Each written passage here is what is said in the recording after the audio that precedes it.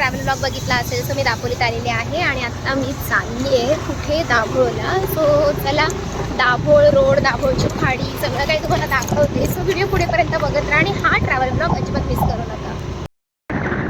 आपल्याला दापोलीवरून तिथे पोहोचायला अप्रॉक्स 1 तास लागतो. आपण ट्राय करूया लवकर जाण्यासाठी. जाताना काजू फॅक्टरी वगैरे बऱ्याच साऱ्या गोष्टी लागतील. सो इंटरेस्टिंग ब्लॉग आहे, नक्की चेक करा. पण पुढचा ब्लॉग तर याच्यापेक्षा इंटरेस्टिंग असणार आहे. आता आपण केळसकर नाक्याच्या इथून लेफ्ट घेणार आहोत, कारण तुम्हाला सगळ्यांना माहिती आहे की दाभोळ त्याच साईडला आहे. सो आता आपल्याला श्री छत्रपती शिवाजी महाराजांचं स्मारक दिसेल, तिथून आपण लेफ्ट घेऊन सरळ जायचं. मग आपल्याला कुठे इकडे तिकडे वळायचंच नाही आहे, डायरेक्ट आपण जाणार दाभोळ खाडीला. Turn left to stay on Dapoli, Dabhol Road. Ashwini नंदाईचं ऑफिस बघू शकता तुम्ही, समोरच आहे.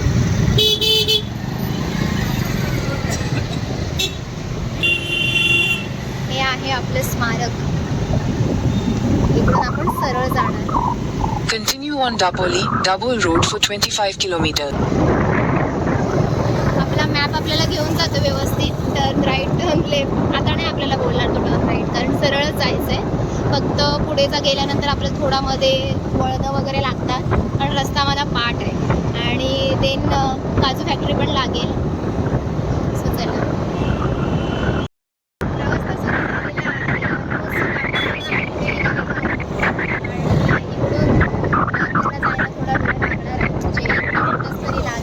सो चला आपण आता जाऊया. चष्मे पाहतो.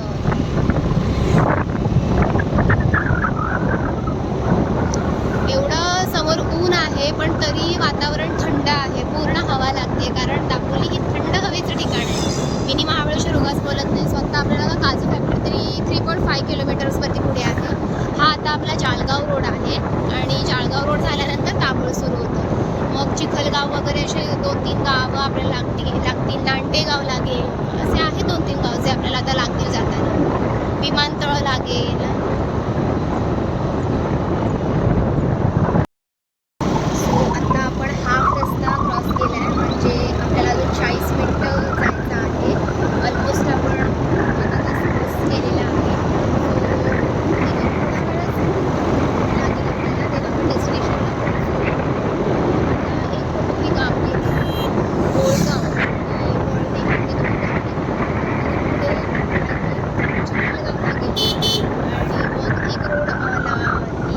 साईडला पण जातो. तुम्हाला सगळ्यांना माहिती आहे की लाडघर बीचला आपल्या पूर्ण सगळ्या म्हणजे इंडियामधला पूर्ण का सगळ्या महाराष्ट्रामधला पूर्ण स्वच्छ बीच म्हणून त्याचं नाव आलं आहे. सो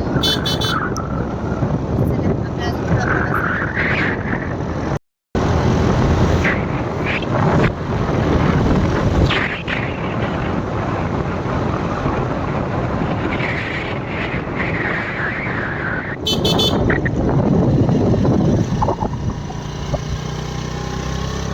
ही बाजू पूर्ण खाली आहे, पण मुरुड साईड आज पूर्ण भरली आहे, कारण पर्यटकांची जास्त प्रमाणात गर्दी आहे.